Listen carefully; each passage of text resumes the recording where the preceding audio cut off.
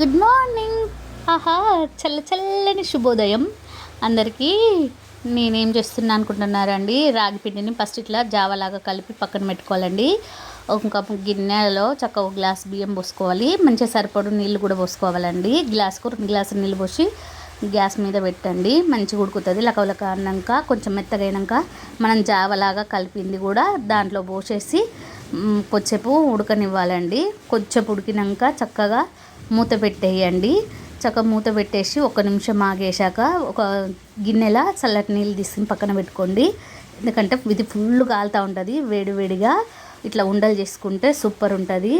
రాగి సంగటి కావాల్సిన సైజులో ఉండలు చేసి పక్కన పెట్టుకోండి. చక్కగా పక్కన నీళ్ళల్లో ఇట్లా అనుకుంటా పెట్టుకోండి. ఉండలు మంచిగా నీట్గా వస్తాయి.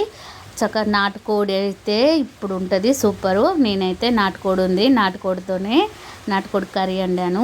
మంచిగా రాగి సంగటి నాటుకోడి వేసుకున్న చక్కగా మంచి పీసెస్ వేసుకొని పులుసు వేసుకొని తింటే ఉంటుంది. ఆహా, ఈ చల్లగా ఉన్న వాతావరణానికి వేడివేడిగా రాగి సంగటి తింటుంటే సూపర్.